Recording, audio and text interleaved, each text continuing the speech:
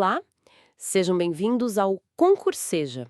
Hoje a gente vai fundo num tema essencial do direito civil, a pessoa jurídica. É fundamental para entender como as empresas, as associações, até o governo mesmo atuam na prática, né? Dentro da lei. Exato. Vamos descomplicar um pouco isso. O que é essa tal de pessoa jurídica, como ela surge, sabe? Quais os tipos que existem e por que essa separação de patrimônio entre ela e os donos é tão importante. Mas atenção, nem sempre ela é absoluta. É um conceito chave para muita coisa no direito e na economia. Perfeito.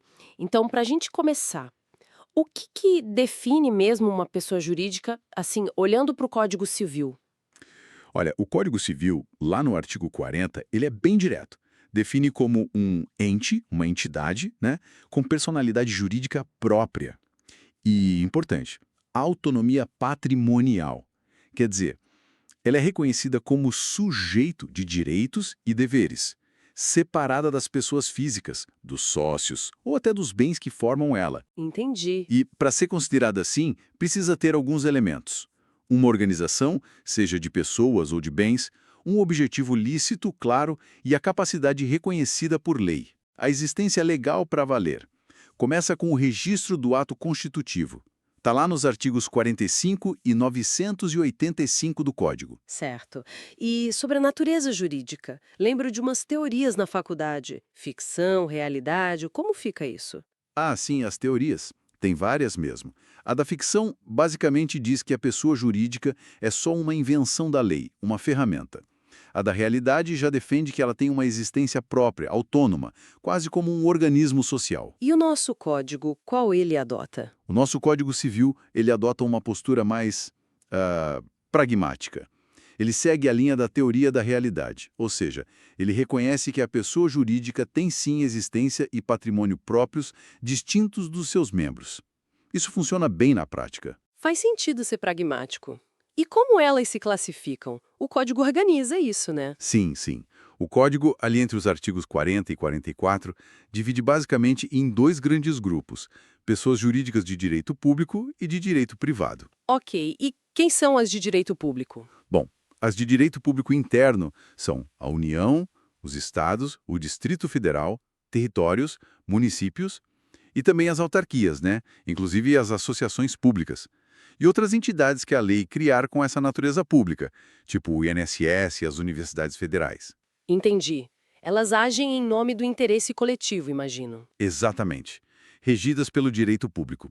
E tem também as de direito público externo. Aí entram os estados estrangeiros e os organismos internacionais, tipo a ONU, a OEA. Certo. E as de direito privado? São as mais comuns no dia a dia. Isso são as que a gente mais vê. O artigo 44 lista associações, sociedades, fundações, organizações religiosas e partidos políticos. Ah, e recentemente uma novidade importante. A Lei 15.068 de 2024 incluiu os empreendimentos de economia solidária nessa lista também. Interessante essa inclusão.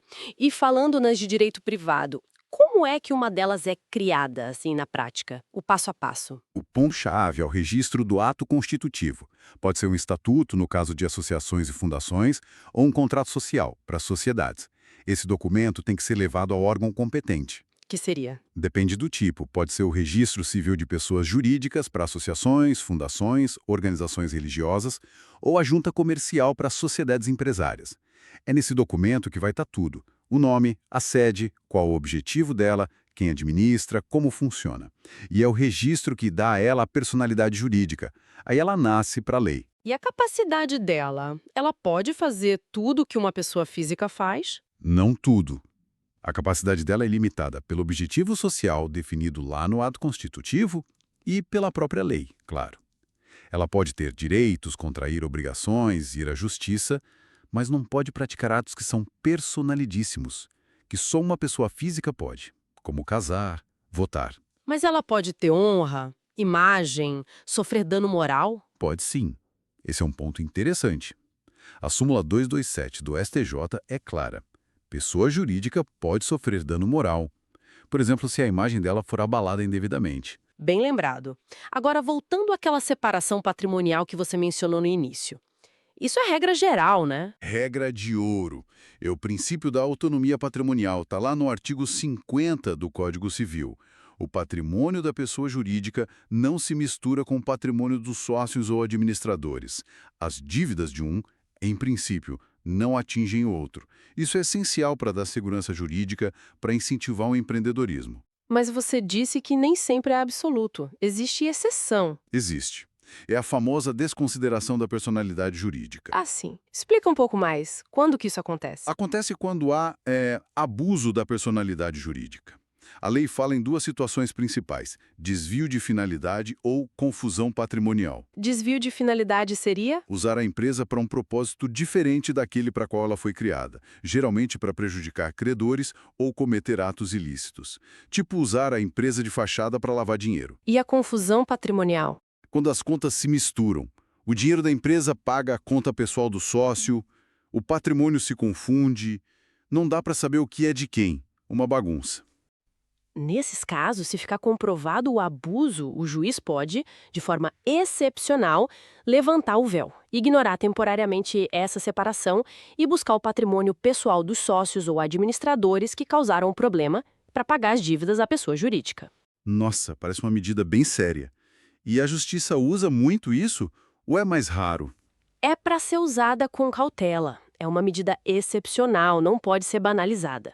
O Superior Tribunal de Justiça, o STJ, e até o Supremo têm batido nessa tecla. Precisa cumprir os requisitos do artigo 50 direitinho, tem que provar o abuso, o desvio, a confusão. Não basta só a empresa não ter dinheiro para pagar a dívida. Entendi. Para preservar a segurança jurídica, né? Exatamente. Para não desestimular a criação de empresas e a atividade econômica. É um equilíbrio delicado. Certo. Poderia detalhar um pouquinho mais aqueles tipos de pessoa jurídica de direito privado que você listou? Só para a gente fixar? Claro, vamos lá. Primeiro, as associações. Estão lá nos artigos 53 a 61 do Código. Basicamente, é a união de pessoas para fins não econômicos, clubes recreativos, ONGs, entidades de classe. Ok. Sem fins lucrativos. Isso. Depois, as sociedades, artigos 981 a 1141.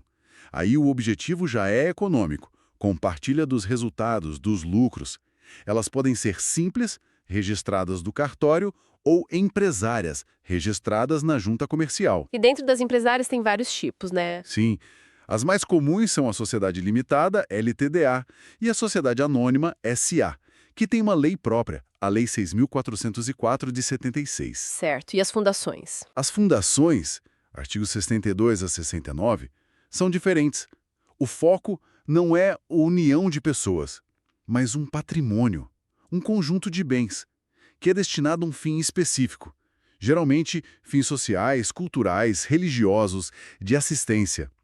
E elas são fiscalizadas pelo Ministério Público. Entendi. O foco é o patrimônio e o fim. Exato. Aí temos as organizações religiosas. A Constituição garante a liberdade delas, né?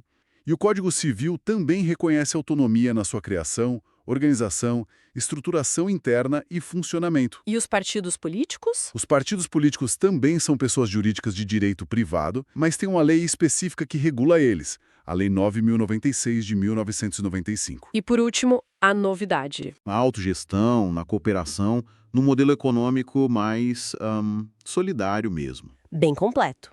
E sobre responsabilidade civil? Se uma pessoa jurídica causa um dano a alguém, Aí depende. Se for uma pessoa jurídica de direito público, a regra geral, lá no artigo 37, parágrafo 6º da Constituição, é a responsabilidade objetiva. Ou seja, o Estado responde pelo dano que seus agentes causarem independentemente de provar culpa ou dolo do agente. Basta o dano e o nexo causal com a atividade estatal. e as de direito privado. Para as de direito privado, a regra geral é a responsabilidade subjetiva. Precisa provar que houve culpa ou dolo por parte da empresa ou de seus representantes para ela ser obrigada a indenizar. Salvo, claro, algumas exceções que a lei prevê, como no Código de Defesa do Consumidor, onde a responsabilidade pode ser objetiva em certos casos. Entendido. E para finalizar o ciclo de vida, como uma pessoa jurídica deixa de existir? Como ela acaba? Bom, o processo de extinção geralmente envolve algumas etapas. Primeiro, a decisão dos membros pela dissolução. Depois vem a fase de liquidação.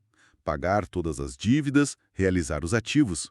Se sobrar algum patrimônio depois de tudo pago, ele é destinado conforme previsto no estatuto, ou contrato social, ou na lei.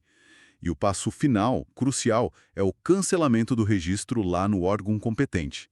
É como se fosse o óbito legal da pessoa jurídica. O inverso do registro de nascimento, então. Exatamente. E falando em mudanças, tem algo mais recente ou alguma discussão rolando sobre mudanças na legislação de pessoa jurídica, além da economia solidária? Sim, sempre há discussões. A inclusão da economia solidária é um exemplo de como a lei busca se adaptar. Além disso, existem debates e até projetos de lei, como um que mencionaram, o PL 4225, que busca modernizar partes do Código Civil. Isso pode incluir, por exemplo, regras mais claras sobre a atuação digital das empresas, talvez simplificação de registros ou até refinar os critérios da desconsideração da personalidade jurídica para dar mais clareza e segurança.